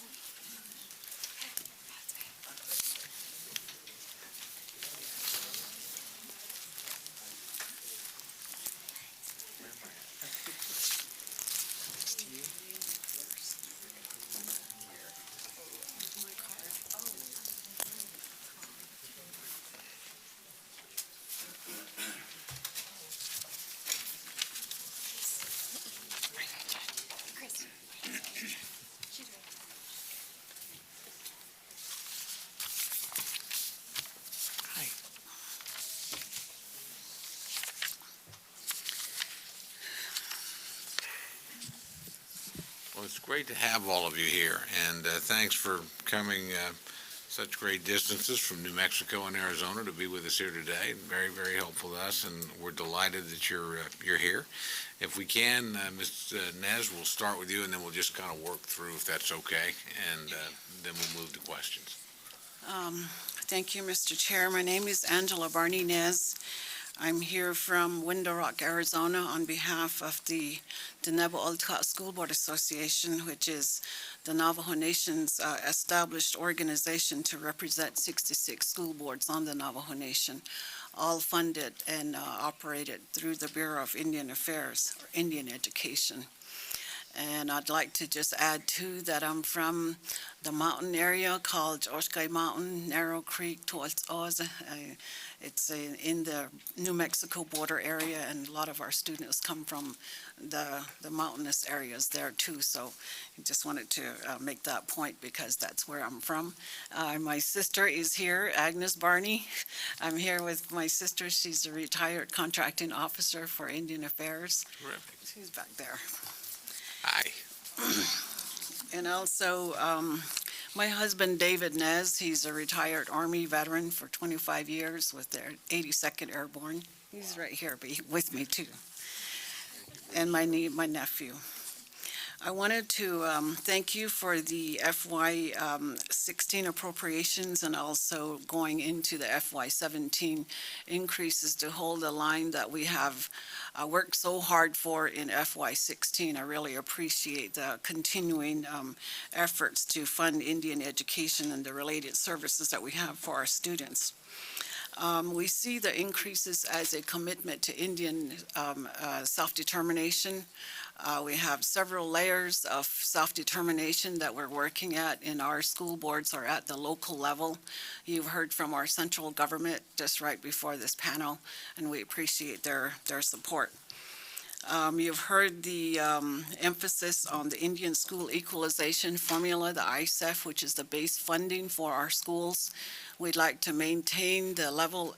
Right now, it's still at 2010, and we appreciate the increases there that are listed for the 6.5 million. And also like to talk a little bit about a couple of things. Although there's a 4-page testimony that I've sent to you, I have a whole lot to say to you, Mr. Chair, and members of the committee that regards the BIE reorganization.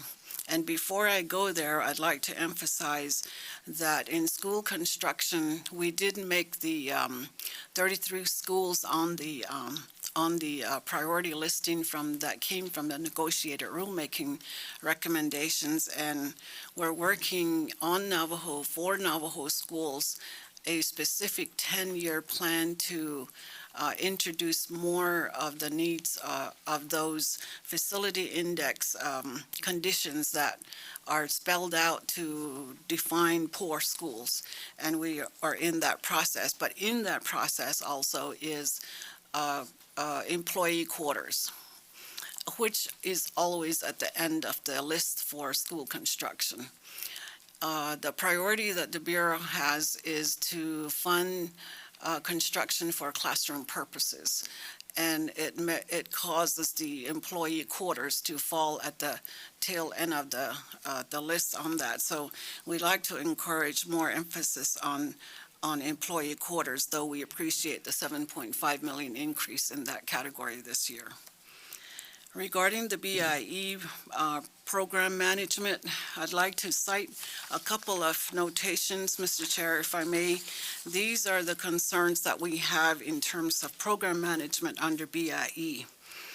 U.S. Code 2006, U.S. Code 2009, U.S. Code 2001. And those are U.S. Code statutory requirements that govern the BIE school, the BIE operated school management. And in the reorganization that was approved on condition last year, we find that the implementation process violates these sections. And we wanted to bring to your attention that in the FY 17 budget regarding program enhancement availabilities here, we want to have very clear and transparent operations from the BIE in terms of the accountability process. While they're trying to do program enhancement, we feel that the ultimate goal needs to be capacity building. So we wrote a few comments here about how we would like to see more clarity in that area. The other area that I wanted to talk about is the program management aspect, which is under the U.S. Code 2006 that I mentioned. In that law, it is the Assistant Secretary's duty to carry out functions through the Director of the BIE, and it states that Director shall direct and supervise the programs directly and substantially be involved in the provision of education program services by the Bureau, including schools, institutional custodial management personnel, all of the personnel, contracting, procurement, and finance connected with school operations. We feel that if the Bureau followed this law, there would be clear definition as to who's supposed to do what regarding facilities and also the education programs. Also, we believe that there should be, if the law were to be followed, there would be everything would be clear, and the GAO recommendations would be aligned, would be followed. So we wanted to bring that to your attention because we are on the ground at the school level. We see where the principals need to be supervised, and we need to know who's supervising them, and we need to know how well are they doing so that we can either keep them or move them along. So that's the problems that we're seeing in terms of some confusion in the BIE management system. Regarding budget analysis, again, the statutory we're going to need to wrap it up fairly quick. Oh gosh, Chairman, I have so many things to say. Well, But these are in the testimony. The complete written testimony will be in the Yes. record and will be Yes. reviewed. And I will be forwarding more with That would be Mr. great. Benjamin. Thank you. Sure. Thank you very much, and if we can, then we'll move to Ms. Blue Eyes. Thank you for the opportunity to submit. Thank you very much. Thank you for the opportunity to submit testimony on behalf of Zitlan Delhi School. We're located 2 hours north of Albuquerque, New Mexico. We recommend to protect school funding from the proposed federal bureaucratic expansion. Increase ISEP funding to $431 million in FY 2017. Fund student transportation at $73 million and BIA road maintenance at $40 million. Continue to fully fund tribal grant support costs. Provide $85 million for facilities operation and $76 million for facilities maintenance. Embark on a comprehensive plan for school replacement and upkeep. Our schools need full funding for facilities operation and maintenance. We do the best we can at our schools to address the many kinds of maintenance problems and issues at our schools that we have to face every day. Our O&M funding at our school for last year was funded at 49.395%. What that means is with a square footage of 92,795, our O&M funds was need at 100% was 833,976. And since we only got 49.395 of that, we only received 411,942. That's a shortage of $322,034. Yet we still have to pay full cost for utilities and all operation and maintenance expenses. In addition to these costs, we are now dealing with environmental management systems that require staff to keep up with the required reporting. We are required to have inspections of our sewer lagoons, the water tanks, boiler inspections, backflow preventions, bleacher inspections, etc. These inspectors have to be certified, and we do not receive the extra funds for such inspections. We consider some of these requirements as unfunded mandates and need extra funds in order to be in compliance. We request that funding for facilities operation and maintenance be increased to $85 million for operations and $76 million for maintenance. This will help us meet our ongoing needs and set us on the path to catching up with the backlogs. The operation of our facilities is an important one, not only for the comfort of our students, but one that affects their health and safety. New school construction, we appreciate committee members' knowledge that our school facilities are in deplorable conditions and that they must be replaced. We are very grateful for the substantial increase that this subcommittee provided for education construction in FY 2016. In 2015, our school, we were very excited to make it to the top 10 list, and we presented before the school replacement panel on February 3rd. As of today, we have yet to hear if we made it to the top 5. We support the administration's request for consistent funding for education construction. Our school goal is to make a difference in the educational progress of our students, and we believe that all of our students are capable of achieving academic success. Despite the challenges our BIE-funded schools face, the Parks tests that we're now required to take shows that the BIE-funded schools in Navajo are doing really well. When you look at this chart, the purple is the national averages, the yellow is New Mexico, the pink is BIE-funded schools. The blue is our school. So if you look at the Bureau-funded, we're neck to neck with the state of New Mexico. So we're really doing well there, and we're very proud of our students. Just think what we could accomplish if our students didn't have to deal with facility issues, if they didn't have to sit there trying to learn and having to smell the sewer lines, or with no electricity, no internet, and the list is just endless. But somehow our students are doing okay. Thank you. Thank you very much for your testimony. Mr. Chavez, we'll go to you next, if we may. Thank you. Good afternoon, Chairman Cole, Ranking Member Ms. McCollum, and Mr. Benjamin. Thank you for giving us the time to speak on behalf of our Navajo children today. My name is Jerry Chavez, Vice President of the Association of Navajo Controlled Community School Board, better known as ANGSBA.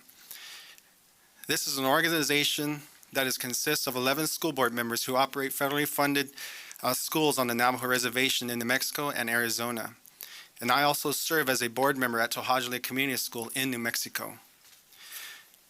Chairman and Ranking Member, Ms. McCollum, members, we face several challenges on the Navajo Reservation.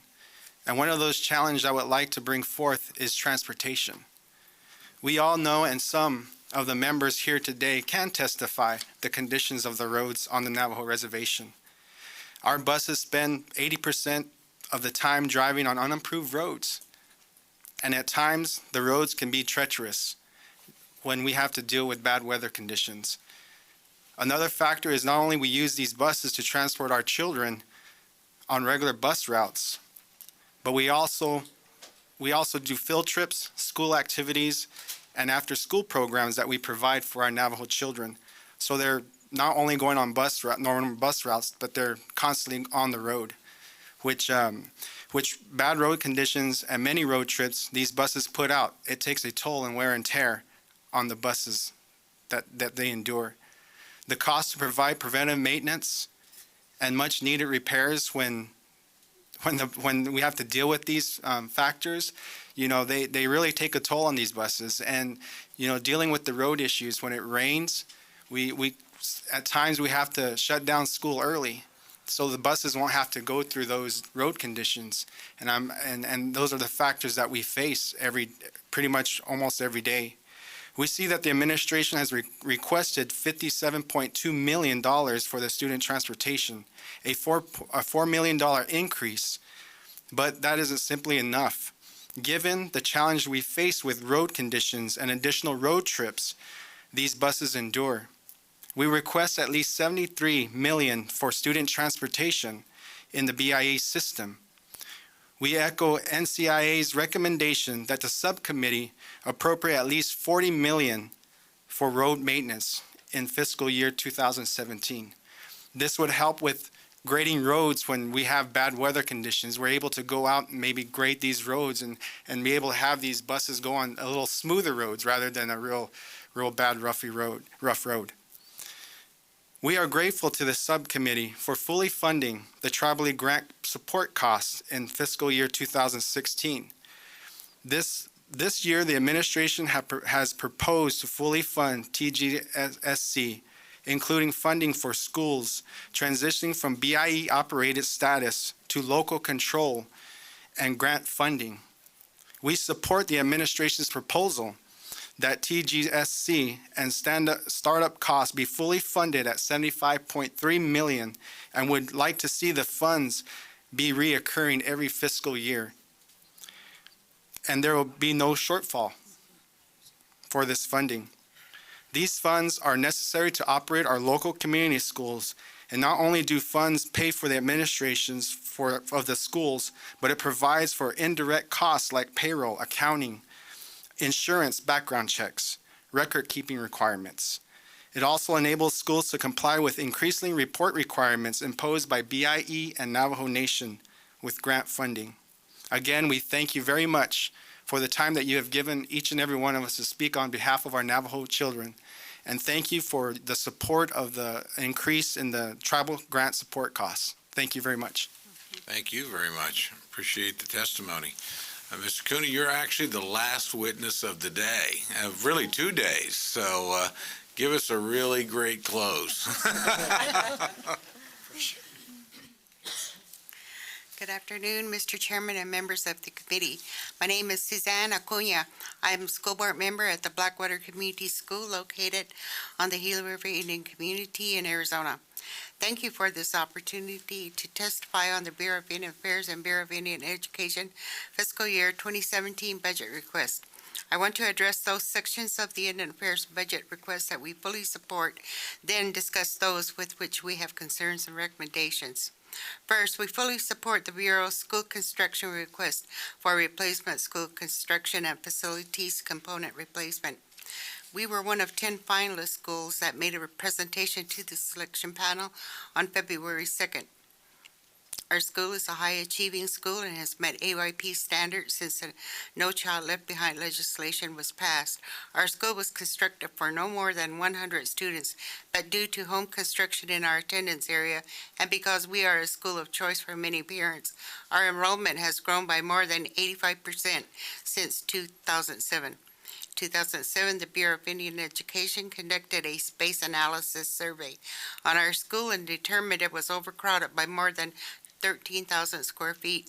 The Bureau provided us their written findings and stated the school required a multi-purpose building as well as other education program space that would include classrooms, a cafeteria, and a room for administration.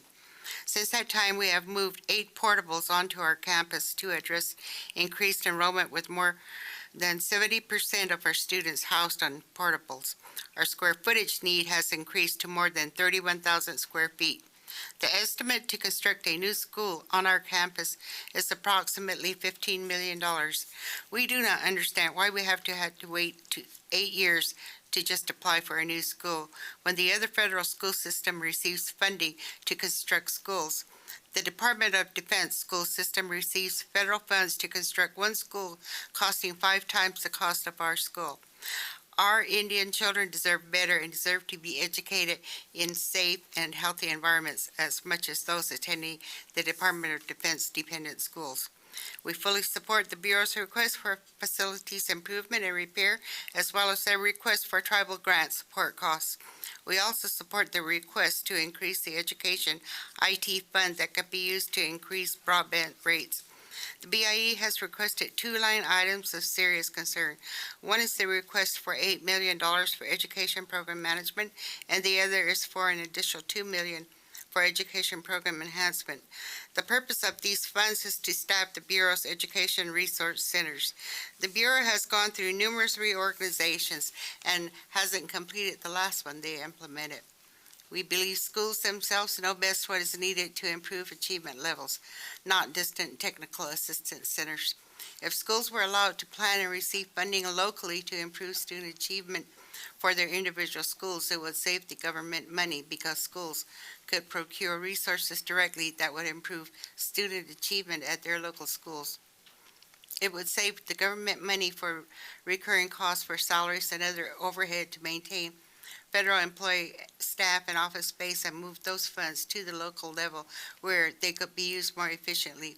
The Bureau has tried numerous times to reorganize with the hope it will improve student achievement.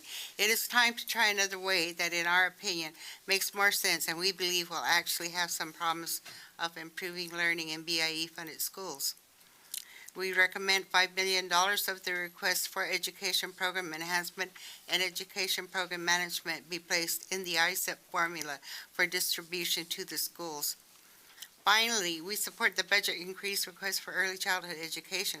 For the past 25 years, the Bureau of Indian Education has implemented a high-quality, research-based, two-generation early childhood program, the Family and Child Education Program.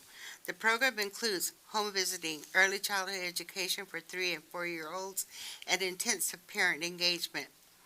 The FACE program is the only program in the BIE that has longitudinal data to prove its effectiveness. The FACE program currently receives $289,000 per site that provides funding at approximately $3,500 per participant.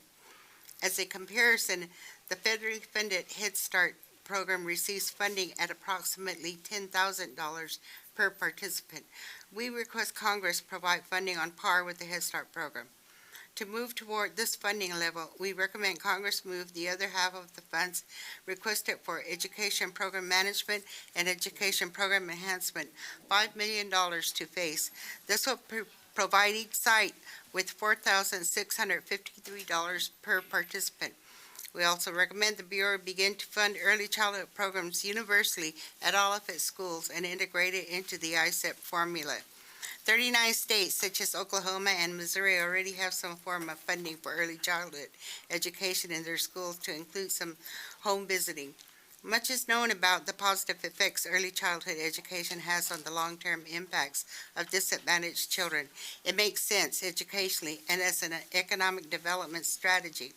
We recommend the Bureau move from its intervention model to a prevention model that includes two-generation early childhood education as its centerpiece. This concludes my testimony. Thank you. That was a nice way to end up.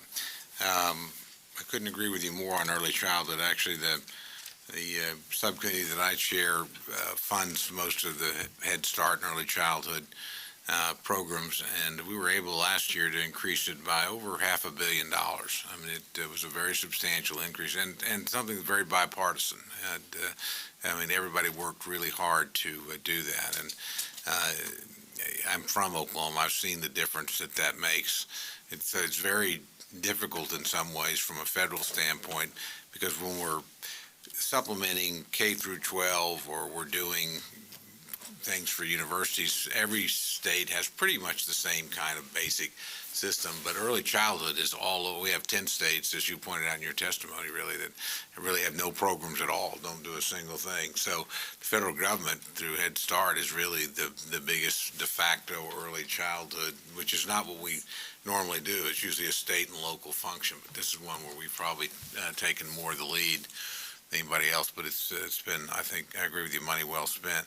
Other point I just want to make, Mr. Chavez, and I think a number of you mentioned the problem with roads, and boy, we hear that again and again, and this is the product of just decades of neglect in terms of basic infrastructure. So many of these things, in Oklahoma, where we have 39 different tribal nations, we don't have any reservations, and that was not a good thing, and particularly in the manner in which my family still owns the last of our allotment land, and our tribes can put land into trust. But the one good thing about it is, because Indian land became open to everybody, the roads are pretty much the same, broadband access. You have all that basic infrastructure that, frankly, so many of our reservations simply don't have, because the federal government never made the promised investments out there.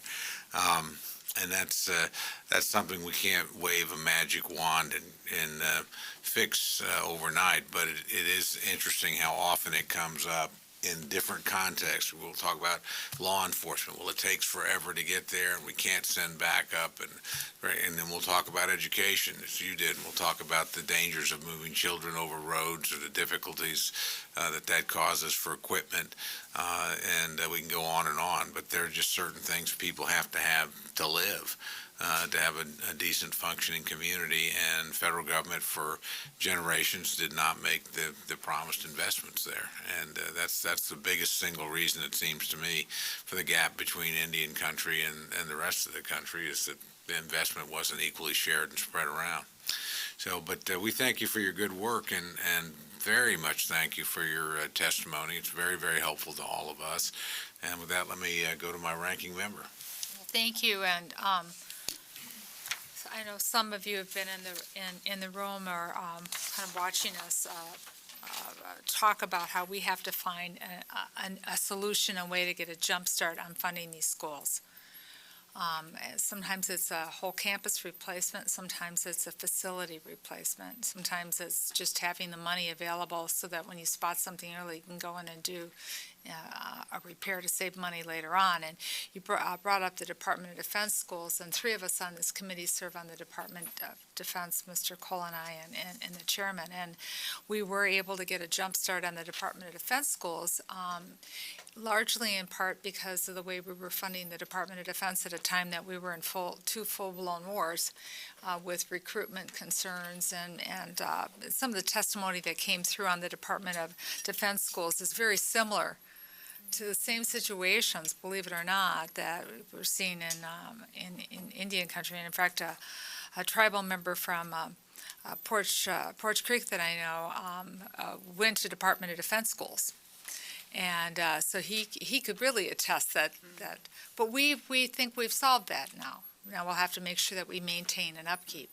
So, the committee last year, we put $100 million into schools, but we need to get the list. We need to make sure that the inspections are right, and then we need to figure out how to finance it. Because right now, if we were to put together a proposal of how to finance these schools, it would all count in this year's appropriation.